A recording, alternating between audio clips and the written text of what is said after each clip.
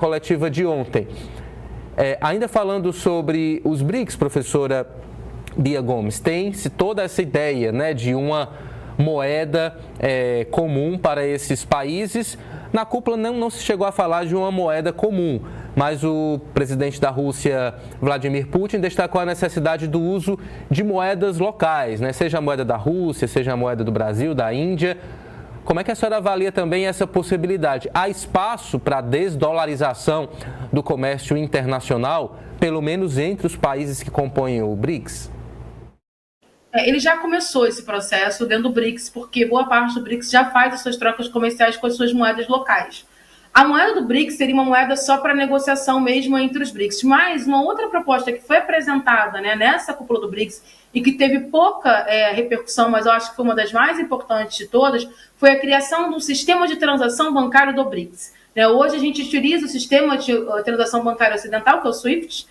A China é um dos poucos países que não usa. A China tem seu próprio sistema de transação bancária. Inclusive, quando a Rússia recebeu as sanções econômicas por causa da guerra da Rússia e Ucrânia, o que fez a Rússia não ter um processo de decadência forte econômica, ao contrário, né, a Rússia ela cresceu economicamente, foi porque ela passou a utilizar o sistema de transação bancária chinês. Então, essa proposta do Brasil, e a gente tem essa possibilidade grande, né, do Brasil e de outros países, porque a gente tem o Banco de Desenvolvimento do BRICS, ter um Banco de Desenvolvimento já auxilia bastante esse processo, é da criação de um sistema bancário, de um sistema de transação bancária parecido com o SWIFT, mas que seja utilizado apenas pelos países compostos do BRICS e aqueles que acabam sendo parceiros, que vai vir uma grande gama a partir de agora. E aí isso preocupa realmente os Estados Unidos, porque você não precisa substituir a moeda de transação, mas se você substituir o meio de transação bancária, transação, de grandes transações bancárias, que são as transações entre os países, você acaba nesse processo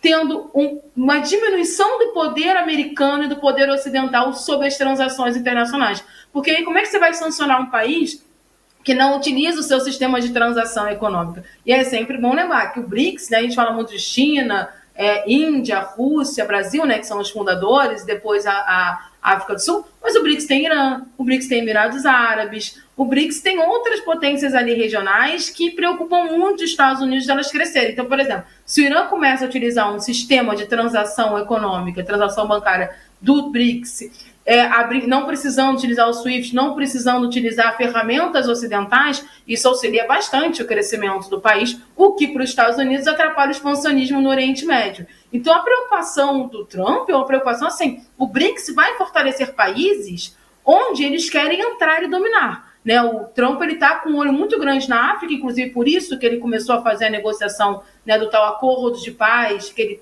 ele fez, organizou na República Democrática do Congo, com Ruanda, porque ele está com os olhinhos ali naquela região, ele está com os olhos no Oriente Médio, por isso que ele dá carta branca para Israel fazer seu projeto expansionista. Mas aí se você começar a ter Etiópia se fortalecendo economicamente, África do Sul se fortalecendo economicamente, no caso do Oriente Médio, o Irã se fortalecendo economicamente, os Emirados Árabes com uma certa independência dos Estados Unidos, né? Aí atrapalha bastante o poder de ingerência americano nos outros países do sul global. Então a preocupação do Trump é esse crescimento do sul global como um todo. Ele não está nem preocupado com as potências do sul global, porque ela já tem o seu lugar no mundo. Mas ele não quer que os outros países também cresçam. Perfeito, professora Bia Gomes, trazendo aqui